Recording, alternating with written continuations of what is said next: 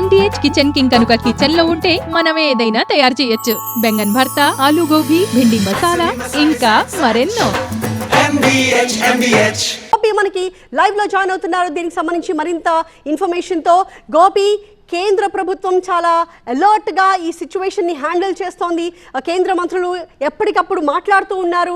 రాష్ట్రానికి సంబంధించిన కీలకమైన నేతలతో అలాగే ముఖ్యమంత్రితో కూడా మాట్లాడుతున్నారు. అయితే DGCA చేసిన ఈ ప్రకటన సారాంశం ఏంటి దాని వెనక ఉద్దేశం, కుట్ర కోణం ఉంది అనే అనుమానాలు ఎందువల్ల కలిగాయి? ప్రధాని మోడీ ఇటు కేంద్ర హోంమంత్రి అమిత్ షా అలాగే పౌర విమానయాన శాఖ మంత్రి రామ్మోహన్ నాయుడుతో చర్చించారు. ఎప్పటికప్పుడు ఈ విమాన ప్రమాద అప్డేట్స్ తనకు వెంటనే తెలియజేయాలని చెప్పి రామ్మోహన్ నాయుడుని ఆదేశించడం జరిగింది.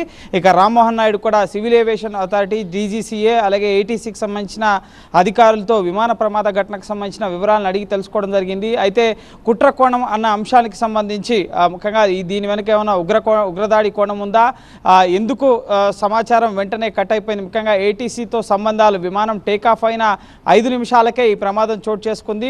విమానం కొద్ది దూరం ప్రయాణించిన తర్వాత మేడే అన్న ఇద్దరు పైలట్లు అలాగే 10 మంది క్రూ, 230 మంది ప్రయాణికులు ఉన్నారని చెప్పి ఇటు DGCA ప్రకటించడం జరిగింది, director general of civil aviation authority.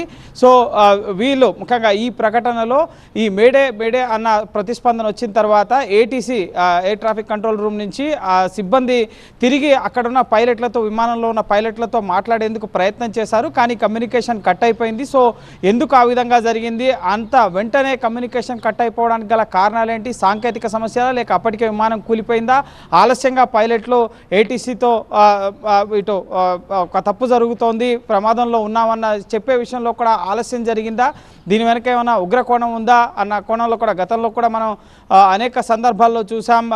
విమానాలు హైజాక్ చేసినప్పుడు అందులో హైజాకర్లు మానవ బాంబులుగా కూడా మారి విమానాలను పేల్చేస్తామని చెప్పి బెదిరించిన సందర్భాలు ఉన్నాయి. సో ఇప్పుడు ఆ తరహా పెహల్గాం ఉగ్రదాడి ఇటీవలే జరిగింది, ఆపరేషన్ సింధూర్తో ప్రతీకారం తీర్చుకున్నాం. సో ఏ కోణాన్ని కూడా వదిలిపెట్టకుండా అది టెక్నికల్గా సాంకేతిక సమస్యనా లేక ఇంజన్ లోపమా, పైలట్ల తప్పిదమా, ఏం జరిగింది విమాన ప్రమాద ఘటనకు సంబంధించి అనేది తెలుసుకునేందుకు అహ్మదాబాద్కి ఎలాంటి పరిస్థితుల్లో ఇస్తూ ఉంటారు అనేది కూడా మనం మాట్లాడుకుంటే, జనరల్గా ఇంజిన్ ఎప్పుడైనా ఫెయిల్ అయినా లేకపోతే వెదర్ కండిషన్స్ మరీ దారుణంగా ఉండి ఇంకా ఫ్లైట్ ముందుకు తీసుకువెళ్లే సిచ్యువేషన్ సరిగ్గా లేదు అనిపించిన సందర్భాల్లో, లేదా స్ట్రక్చరల్గా అక్కడ ఏమైనా మాల్ ఫంక్షన్స్ అయినా లేదా ఎయిర్ క్రాఫ్ట్ లోపల ఎవరికైనా మెడికల్ ఎమర్జెన్సీ వచ్చినా ఇలాంటి సందర్భాల్లో మేడే ఇస్తారు. కానీ ఇప్పుడు మనం చూస్తున్నాం విమానం టేక్ ఆఫ్ అయిన వెంటనే ప్రమాదానికి గురైంది. సాధారణంగా ఒక విమానాన్ని టేక్ ఆఫ్ చేయడానికి ముందు జరగాల్సిన చెకింగ్స్ అన్నీ కూడా పూర్తి స్థాయిలో జరుగుతాయి. మనం డొమెస్టిక్ ఎయిర్లైన్స్ గురించి మాట్లాడట్లా, ఇంటర్నేషనల్ ఫ్లైట్స్ గురించి మాట్లాడుతూ ఉన్నాము.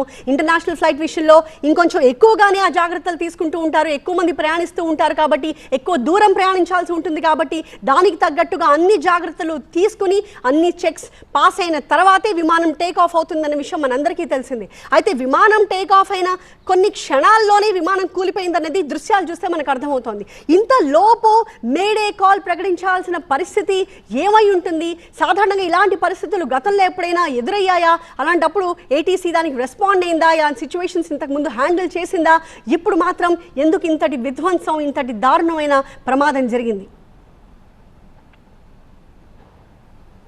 ఎస్, ఈ అంశాలని పరిశీలించేందుకే ఎయిర్పోర్ట్స్ అథారిటీ ఆఫ్ ఇండియా నుంచి ప్రధానంగా ఎయిర్ క్రాఫ్ట్ యాక్సిడెంట్ ఇన్వెస్టిగేషన్ బ్యూరోకి సంబంధించిన డైరెక్టర్ జనరల్ ప్రస్తుతం విమాన ప్రమాద ఘటనా స్థలికి ఢిల్లీ నుంచి బయలుదేరడం జరిగింది. మేడే కాల్ ఇచ్చినప్పుడు ఖచ్చితంగా ATC రెస్పాండ్ అవుతుంది. ATC రెస్పాండ్ అయ్యింది కూడా. ఈరోజు కూడా ప్రమాదం మధ్యాహ్నం 1:30 టేక్ ఆఫ్ అయింది విమానం.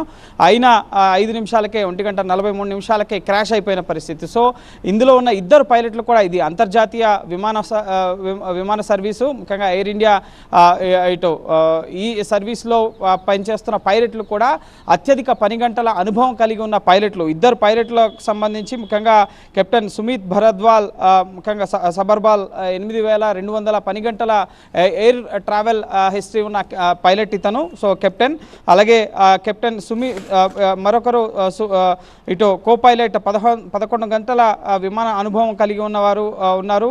సో ఈ ఇద్దరు పైలట్లు కూడా చాలా అనుభవం కలిగిన వారు. ఎటువంటి టెక్నికల్ గ్లిచెస్ వచ్చినా, ముఖ్యంగా ప్రయాణికులకు బాగాలేకపోయినా, మేడే కాల్ ఇచ్చినప్పుడు వెదర్ బాగాలేకపోయినా, లేక ఇంజన్లో ఏమైనా సాంకేతిక సమస్య తలెత్తినా విమానాన్ని తిరిగి వెనక్కి ఎంతో దూరం కూడా వెళ్ళలేదు. సర్దార్ వల్లభాయ్ పటేల్ ఇంటర్నేషనల్ ఎయిర్పోర్ట్ నుంచి చాలా తక్కువ దూరంలోనే ముఖ్యంగా జనావాసాల మధ్య విమానం కూలిపోయింది. సో వెంటనే వాళ్ళు తిరిగి వెనక్కి తీసుకొచ్చి విమానాన్ని ల్యాండ్ చేసే అవకాశాలు కూడా ఉంటాయి. కానీ ఆ విధంగా జరగకుండా మేడే కాల్ ఇచ్చి వెంటనే ముఖ్యంగా విమానం క్రాష్ అయిపోవడం, ఏటీసీతో సంబంధాలు తెగిపోవడం వెనుక ఏమైనా కుట్రకోణం ఉందా అన్న కోణంలో కూడా ఇటు సివిల్ ఏవియేషన్ అథారిటీకి సంబంధించిన దర్యాప్తు బృందం ప్రస్తుతం ఘటనా స్థలికి వెళ్ళి దర్యాప్తు చేయబోతోంది. బ్లాక్ బాక్స్ ముఖ్యంగా ఈ ఏటీసీతో జరిపిన సంభాషణలు, అలాగే విమానంలో పైలట్లు జరిపే సంభాషణలు ఇవన్నీ కూడా బ్లాక్ బాక్స్లో నిక్షిప్తమై ఉంటాయి. సో బ్లాక్ బాక్స్ని రికవరీ చేసిన తర్వాత అందులో ఉన్న డేటా ఆధారంగా ఈ ప్రమాదం ఏ విధంగా జరిగింది, దీని వెనక ఉన్న ఉగ్రకోణం ఉందా, కుట్రకోణం ఉందా, వీటన్నిటికి సంబంధించిన విషయాలు కూడా టెక్నికల్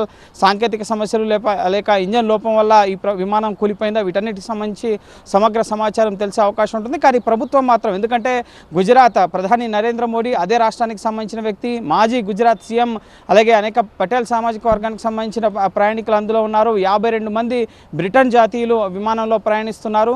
సో తక్కువ మంది కాదు, 230 మంది ప్రయాణికులు, 10 మంది క్రూ, అలాగే 2 పైలట్లు. సో మొత్తం 242 మంది. సో ఉగ్రవాదులు కూడా ఈ తరహా దాడులకు పాల్పడే సందర్భాలు, గతంలో హైజాగ్ చేసిన సందర్భాలు కూడా ఉన్నాయి. కాబట్టి సో అన్ని కోణాల్లో కూడా ప్రభుత్వం ఈ విమాన ప్రమాద ఘటన పైన దర్యాప్తు జరిపే అవకాశాలు కనిపిస్తున్నాయి. సో అందులో భాగంగానే డీజీసీఏ చేసిన ప్రకటనలో కొంత ఈ కుట్ర కోణం ఏమైనా ఉందా, మేడే కాల్ ఇచ్చిన వెంటనే విమానం కూలిపోవడం, ఏటీసీతో సంబంధాలు తెగిపోవడం వెనుక కొంత ఆందోళన చెందుతున్న పరిస్థితి ఉంది. ప్రస్తుతం రామ్మోహన్ నాయుడు కూడా అహ్మదాబాద్ బయలుదేరారు. ఎప్పటికప్పుడు పరిస్థితిని ప్రధాని నరేంద్ర మోడీకి, కేంద్ర హోంమంత్రి అమిత్ షాకి తెలియజేస్తున్నారు. 90 మంది ఎన్డీఆర్ఎఫ్ సిబ్బంది ప్రస్తుతం అక్కడ కూలిపోయిన జనావాసాల్లో కూలిపోయిన కాలనీ ప్రాంతంలోనూ రెస్క్యూ ఆపరేషన్. గోపి, రాష్ట్ర ప్రభుత్వ వర్గాలు కేంద్ర ప్రభుత్వానికి ఎలాంటి రిపోర్ట్స్ అందిస్తూ ఉన్నాయి? ఎంతమంది అక్కడ ప్రాణాలతో బతికుండే అవకాశం ఉన్నట్టుగా కేంద్ర ప్రభుత్వానికి రిపోర్ట్ వెళ్తోంది? సార్ ఇప్పటి వరకు అయితే ముఖ్యంగా కాలిపోయిన శరీరాలు, తీవ్ర గాయాలతో అసలు గుర్తుపట్టలేనంతగా ప్రయాణికులందరూ, క్షతగాత్రులు ఆసుపత్రులకి తరలిస్తున్న పరిస్థితి ఉంది అంబులెన్స్లలో. సో ఇంకా చనిపోయిన వారు ఎంతమంది, పూర్తిగా కొన్ని మృతదేహాలు అయితే ఛిద్రమైపోయిన పరిస్థితి కూడా కనిపిస్తోంది. ఎందుకంటే కూలిన వెంటనే పెద్ద బ్లాస్టింగ్, భారీగా పేలుడు సంభవించింది. పూర్తిగా నల్లటి పొగ పూర్తిగా ఆ ప్రాంతమంతా అలుముకుపోయిన పరిస్థితి. రెస్క్యూ టీమ్స్ ఘటనా స్థలానికి చేరుకోవడానికి కూడా చాలా సమయం పట్టిన పరిస్థితి ఉంది. సో సుమారు అరగంట సమయం పట్టిన పరిస్థితి ఉంది.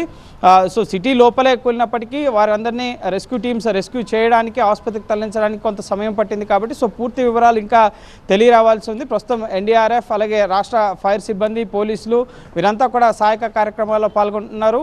అలాగే రాష్ట్ర ప్రభుత్వానితో కూడా, ముఖ్యంగా గుజరాత్ ముఖ్యమంత్రితోనూ, అలాగే గుజరాత్ హోంమంత్రి, అలాగే అహ్మదాబాద్ పోలీస్ కమిషనర్తో కూడా అమిత్ షా మాట్లాడడం జరిగింది. సో అమిత్ షాని కూడా అహ్మదాబాద్ వెళ్ళాలని చెప్పి, ఎందుకంటే అమిత్ షా కూడా గుజరాత్కి సంబంధించిన వ్యక్తే కాబట్టి సో వెంటనే అహ్మదాబాద్కు వెళ్ళాలని చెప్పి ప్రధాని నరేంద్ర మోడీ ఇటు అమిత్ షాని, రామ్మోహన్ నాయుడిని ఇద్దరిని కూడా ఆదేశించడం జరిగింది. సో ఈ ఇద్దరు, అలాగే సివిల్ ఏవియేషన్ అథారిటీకి సంబంధించిన కీలక దర్యాప్తు అధికారులు, అలాగే ఉన్నతాధికారులు అంతా కూడా ప్రస్తుతం ఈ విమాన ప్రమాదం జరిగిన అహ్మదాబాద్కి బయలుదేరుతున్నారు. ఈ ప్రమాదం వెనుకున్న కారణాలు ఏంటి, కుట్రకి కోణం ఏమైనా ఉందా, ఉగ్రదాడి కోణం ఏమైనా ఉందా, లేక సాంకేతిక సమస్యల ఏంటి, ఏం జరిగింది అన్నది తెలుసుకోవడానికి ఇటు ప్రభుత్వం అన్ని రకాల ప్రయత్నాలు కూడా చేస్తుంది. ప్రస్తుతం సహాయక కార్యక్రమాలు ముమ్మరంగా సాగుతున్నాయి. మృతుల సంఖ్య, అలాగే ఎంతమంది సురక్షితంగా ప్రమాదం నుంచి బయటపడ్డారు, వీటన్నిటికి సంబంధించి కూడా గుజరాత్ ప్రభుత్వం అధికారికంగా ఒక ప్రకటన విడుదల చేసే అవకాశం ఉంది. Right, thank you Gopi. MDH kitchen king కనుక కిచెన్ లో ఉంటే మనం ఏదైనా తయారు చేయొచ్చు. బెంగన్ భర్తా, ఆలు గోబీ, భిండి మసాలా, ఇంకా మరెన్నో.